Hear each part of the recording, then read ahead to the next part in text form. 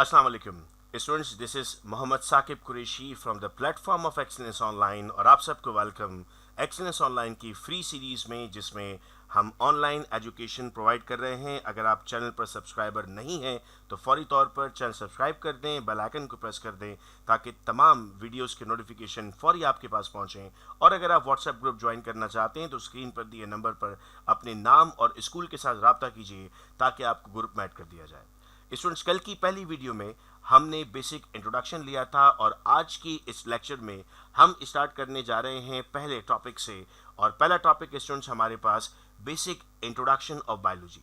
Exam में question आता है डिफाइन बायोलॉजी, तो स्टूडेंट्स किस तरह डिफाइन करते हैं। स्टूडेंट्स लिखते हैं the word biology is from Greek word BIOS and logos. या स्टूडेंट्स आप देख रहे हैं बायोस का मतलब है लाइफ और लोगोस का मतलब है थॉट और रीजनिंग, यानी किसी भी चीज़ के बारे में पढ़ना, किसी भी चीज़ के बारे में सोचना, किसी भी चीज़ के बारे में सवालात करना। तो बायोलॉजी की डेफिनेशन बन जाती है biology meaning study of life. अब हम ये अक्सर सुनते हैं कि स्टूडेंट सब मेहनत करते हैं, पढ़ते हैं, लेकिन सबका A1 ग्रेड नहीं आता। अगर आपको एक नंबर की डेफिनेशन आती है बायोलॉजी की तो एक आम स्टूडेंट उसमें डेफिनेशन लिखकर आता है the study of life is called as biology.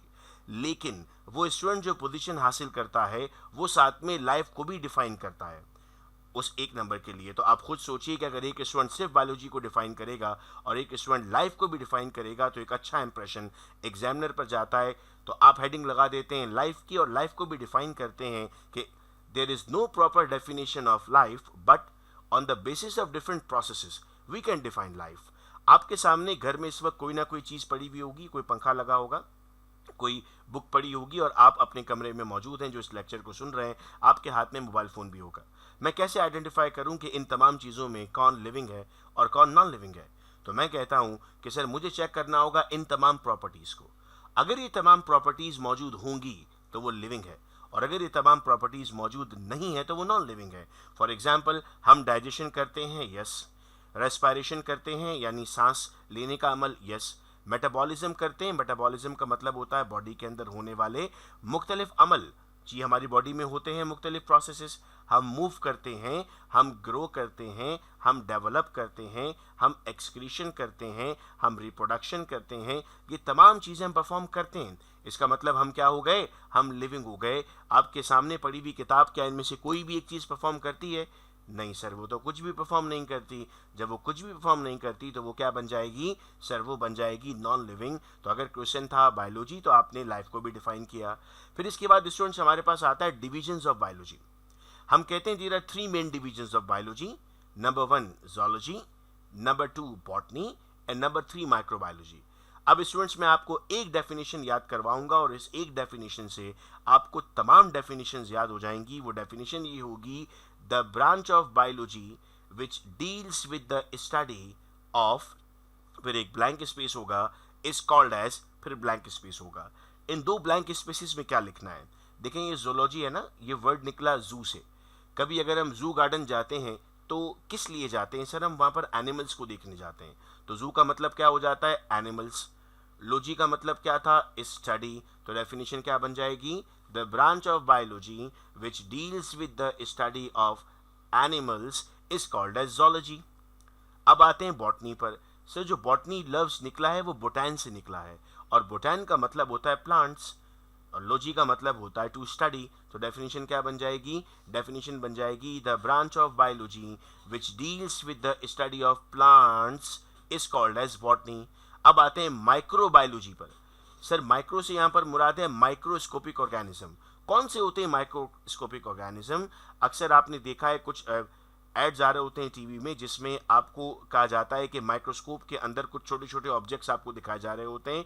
वो बेसिकली बैक्टीरिया हो सकते हैं, वायरस हो सकते हैं, नॉस्टॉक हो सकता है, एमियोबा हो सकता है। ये सब वो जानदार हैं जिन्हें आम आंख से आप नहीं देख सकते, जिसे देखने के लिए आपको लाजिम है कि आपको एक माइक्रोस्कोप की ज़रूरत पड़ेगी। तो ऐसे ही जानदारों को हम नाम देते हैं माइक्रोस्कोपिक ऑर्गेनिज्म और उनकी स्टडी को हम नाम देते हैं microbiology.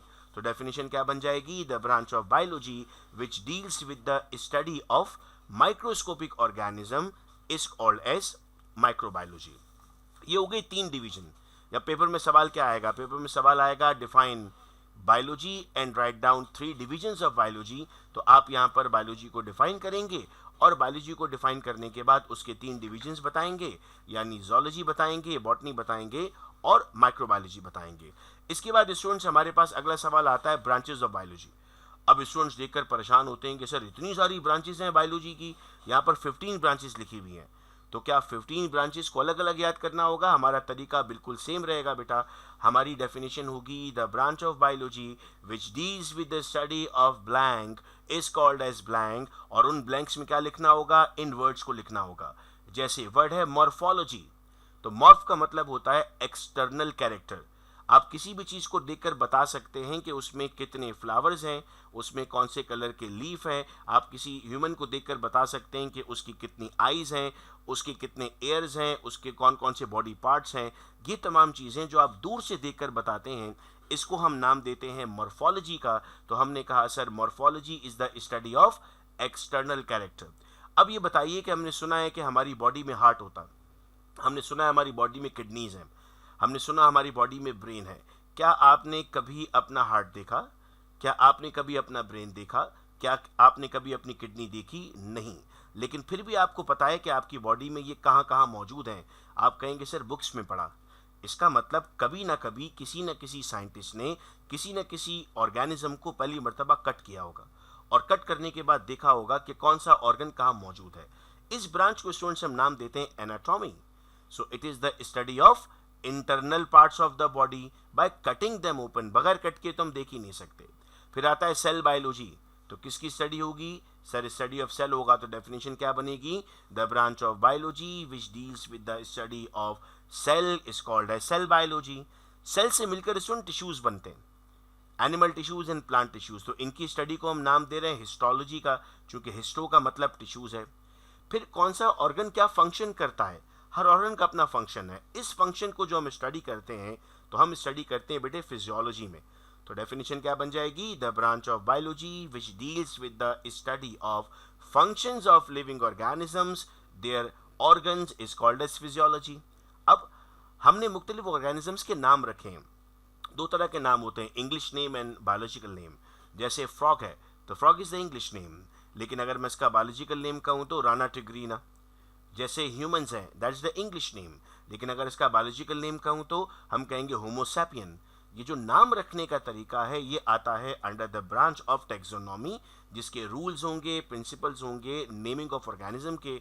So the branch of biology, मेरी डेफिनेशन वही रहेगी, the branch of biology which deals with the study of rules, grouping and naming of living organism is called as taxonomy. देखिए इन ऑनलाइन क्लासेस में ना तो सिर्फ आप समझ रहे हैं, बल्कि साथ साथ आप याद भी कर रहे हैं, और आपकी एग्जाम की प्रिपरेशन भी साथ साथ होती जा रही है।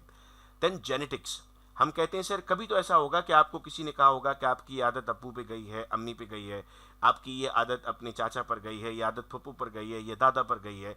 तो ये जो आपके पास ट्रांसफर ऑफ कैरेक्टर हो रहा होता है, इस पूरी स्टडी को हम नाम देते हैं जेनेटिक्स का। देखिए एक वर्ड लिखा हुआ है parents to the offspring. Offspring का मतलब होता है आने वाली नस्लें। सिर्फ ऐसा नहीं कि आने वाली औलाद, नस्लों का मतलब ये था कि पूरी जनरेशन में वो कैरेक्टर्स ट्रांसफर होते हैं। नेक्स्ट ब्रांच आती है डेवलपमेंटल बायोलॉजी। स्टूडेंट्स याद रखिएगा, डेवलपमेंटल बायोलॉजी को हम दूसरा नाम देते हैं एम्ब्रियोलॉजी। अक्सर स्टूडेंट्स को एक प्रॉब्लम रहती है कि वो याद करके जाते हैं डेवलपमेंटल बायोलॉजी और पेपर में आता है एम्ब्रियोलॉजी। तो मैं आपको हर जगह पर वो 2 नाम भी बताऊंगा जो पूछे जाते हैं पेपर में, ताकि आपको मिस्टेक ना हो। सर एम्ब्रियो की स्टडी, अब एम्ब्रियो क्या होता है? वो जो 9 मंथ का डेवलपमेंटल पीरियड है एक ह्यूमन बेबी का, उसके जो 9 मंथ में जो ह्यूमन बेबी जिस सेल से डेवलप हो रहा है, हम उस सेल के स्टेज को एम्ब्रियो कह रहे हैं। अब उसमें किस महीने में क्या होने जा रहा है, क्या चेंज आने जा रहा है, उसको हम नाम देते हैं डेवलपमेंटल बायोलॉजी या एम्ब्रियोलॉजी का। फिर वर्ड आता है इन्वायरमेंटल बायोलॉजी। इसका दूसरा नाम होगा स्टूडेंट्स इकोलॉजी। तो पेपर में इकोलॉजी के नाम से भी आ सकता है। इसमें पढ़ते हैं connection between living and non living. Sir क्या एग्जांपल होगी इसकी? देखिए आप लिविंग है लेकिन पंखा नॉन लिविंग है, आप लिविंग है लेकिन आप जिस ज़मीन पर मौजूद हैं या आप जिस इन्वायरमेंट में मौजूद है, जो एयर वहाँ मौजूद है, वो नॉन लिविंग है। आपका ताल्लुक है ना उससे, तो अगर वो नहीं होगी तो आपकी लाइफ पर उसका असर पड़ेगा। तो ये जो ताल्लुक हम पढ़ते हैं लिविंग और नॉन लिविंग ऑर्गेनिज्म का, इसको हम नाम देते हैं स्टूडेंट्स एनवायरमेंटल बायोलॉजी का। देन नेक्स्ट आता है पैलिएंटोलॉजी। इसमें हम पढ़ते हैं फॉसिल्स के बारे में। फॉसिल्स क्या होते हैं? सर ऐसी हड्डियां जिनका जानदार आज इस दुनिया में मौजूद ना हो। अगर मुझे कहीं से इंसान की हड्डियां मिलेंगी तो मैं फॉसिल नहीं कहूँगा उसे, इंसान मौजूद है। लेकिन अगर मुझे डायनासोर की हड्डियां कहीं से मिलेंगी तो मैं फॉसिल कहूँगा उसे। मैं उससे पता लगाऊंगा कि उनकी बॉडी में कौन कौन से स्ट्रक्चर्स मौजूद थे, मैं उनसे पता लगाऊंगा कि उनकी बॉडी में क्या क्या चीज़ें मौजूद थी। इसके बाद हम कहते हैं नेक्स्ट ब्रांच आती है बायोटेक्नोलॉजी। सर इसमें क्या पढ़ते हैं? आपने सुना होगा अपनी फैमिली मेंबर से कि पहले जब शुगर टेस्ट करवाया जाता था तो उसके लिए कितना सारा ब्लड लिया जाता था और वक्त लगता था शुगर टेस्ट होने में। लेकिन अब हम क्या देखते हैं? अब हम देखते हैं कि सर एक छोटी सी मशीन से आप घर में बैठकर विद इन सेकेंड्स अपना शुगर लेवल चेक कर सकते हैं। तो इसका मतलब ये हुआ कि बायोटेक्नोलॉजी वो ब्रांच ऑफ बायोलॉजी है जो मुख्तलिफ इलाज की चीज़ों में आसानियां पैदा करती है ह्यूमन लाइफ के लिए। नेक्स्ट आता है सोशियो बायोलॉजी। सर इसमें हम पढ़ते हैं इंटरेक्शन बिटवीन डिफरेंट ऑर्गेनिजम्स। हम बाहर कैसा बिहेव करते हैं, मुख्तलिफ एनिमल्स के साथ हम कैसा बिहेव करते हैं। आपने ये बचपन की एग्जाम्पल से भी सुना है ना, टॉम एंड जेरी की एग्जाम्पल्स में आपने सुना है कि हमेशा फाइट रहती है उनकी। तो ये सोशियो बायोलॉजिकल हमारे पास फीचर्स हैं कि एक ऑर्गेनिज्म दूसरे ऑर्गेनिज्म से किस तरह इंटरेक्ट करता है।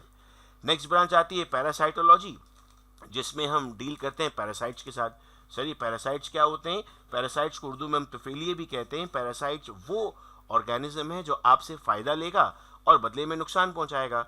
एग्जाम्पल दूं आपको तो मैं यहाँ पर कहूँगा मॉस्किटो इज़ अ पैरासाइट, जो आपसे फ़ायदा लेता है और बदले में आपको नुकसान पहुंचाता है। बेड बग, लाइस, ये वॉर्म्स हैं, ये सब पैरासाइट्स हैं। नेक्स्ट है फार्माकोलॉजी। सर फार्माकोलॉजी में क्या पढ़ते हैं? Action of the drugs. ये दवाएं काम कैसे करती हैं? पेनाडोल में ऐसा क्या है जो आपकी बॉडी में अगर दर्द होता है तो वो उसको ठीक कर देता है? एंटीबायोटिक्स में ऐसा क्या है कि वो आपकी बॉडी में अगर कोई माइक्रो ऑर्गेनिज्म है तो उसे ख़त्म कर देता है? ये लास्ट चैप्टर में इस पर बहुत डिटेल भी हमारे पास मौजूद है। और लास्ट ब्रांच है बेटा हमारे पास मॉलिक्यूलर बायोलॉजी, जिसमें हम डिफरेंट मॉलिक्यूल्स के बारे में पढ़ते हैं। डिफरेंट मॉलिक्यूल से क्या मुराद है? Carbohydrates, proteins, lipids, vitamin, minerals.